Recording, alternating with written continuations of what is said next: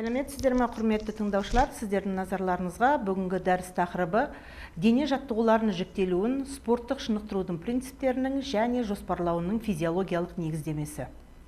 Дәрістің мақсаты спорттық шынығудың физиологиялық принциптері мен механизмдерін зерттеу. Дәріс жоспары: бірінші, спорттық шынығу және оның кезеңдері. Екінші, шынығудың негізгі функционалды тиімділіктері. Үшінші, қаралатын сұрақ: шынығудың физиологиялық принциптері.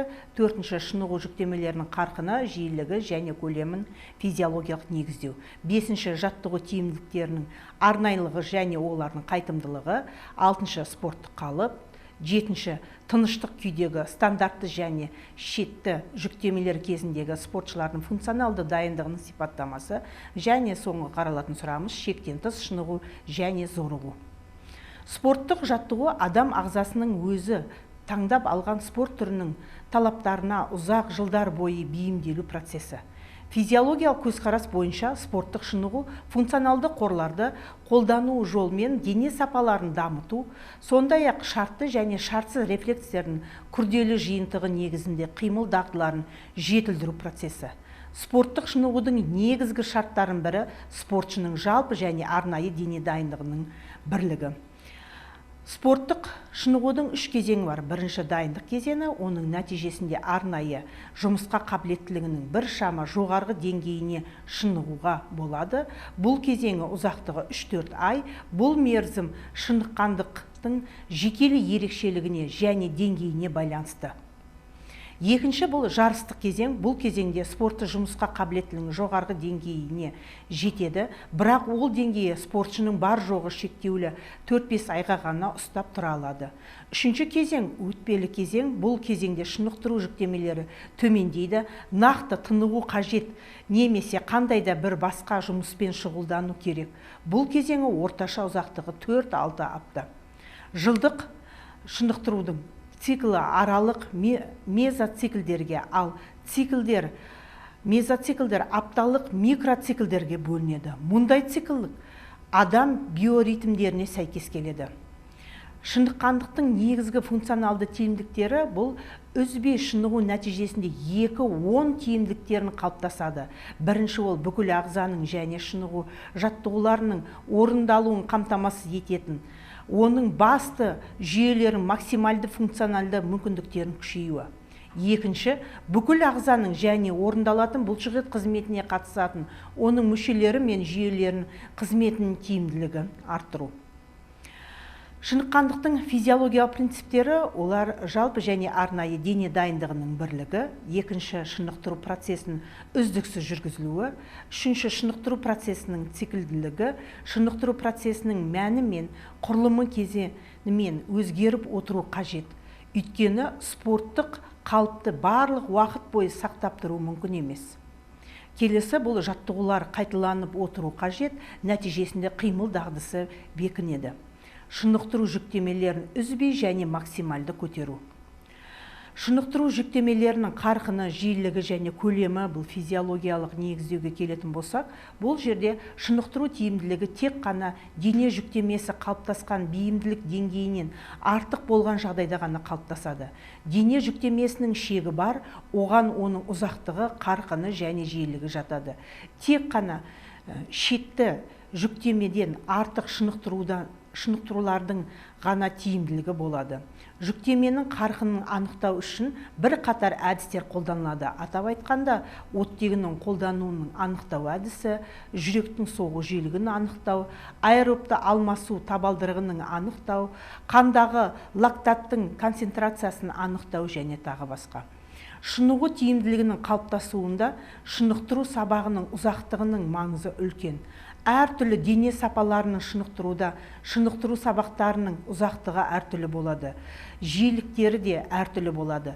Төзімділікке шынығудың шекті жиілігі аптасына 5-3 рет, ал шапшаңдықты күшті шынықтыруда аптасына 3 рет. Шынықтыру жүктемесінің қарқыны, ұзақтығы және жиілігі бірге шынығудың көлемін анықтайды. Шынықтыру жүктемелерінің көлемі және шынықтыру тиімділігі арасындағы түзу байланыс жоқ.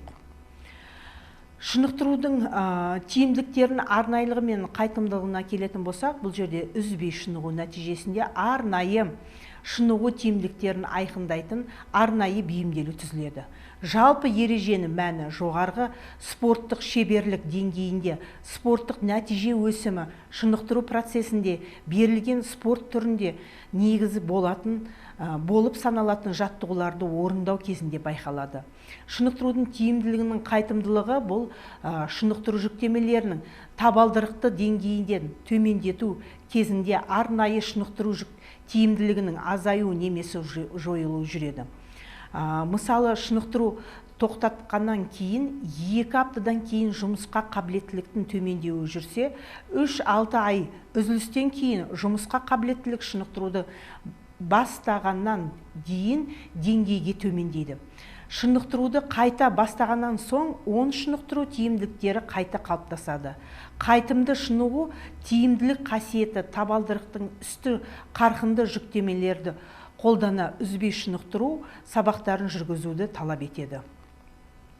Спорттық қалыпқа келетін болсақ, бұл спорттық қалып дегеніміз спортшы ағзасының жеке жетістікке жетуіне оптимальды дайындығы.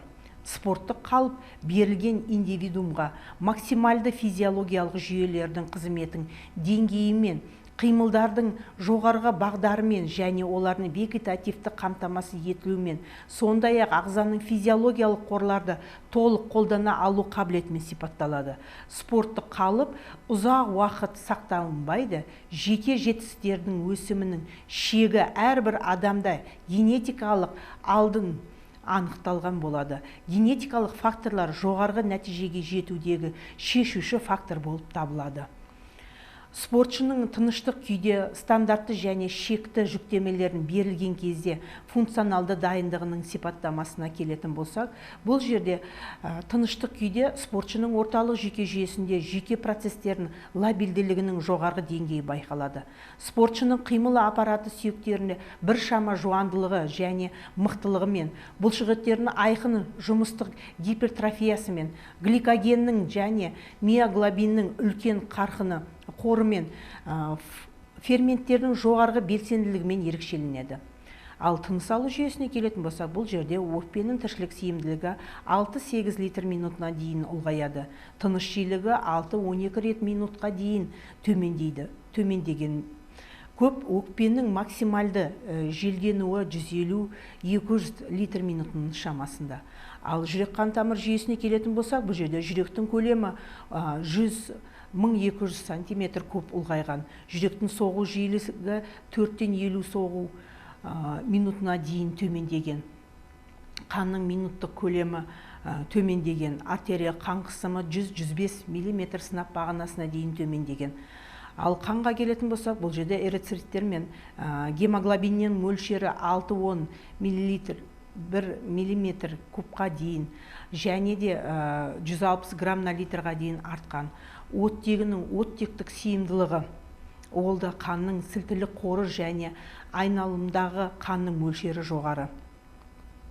Спортшының ағзасын стандартты жүктемелерге реакциясы шыныққандар мен шынықпағандарда әртүрлі. Шыныққан адам қимылдардың жетілген бағдары есебінен үнемді жұмыс жасай отырып, аз уақыт жасайды және қимыл аппараты мен вегетативті қызметтерде ауысуы аз болады, ығысуы аз болады.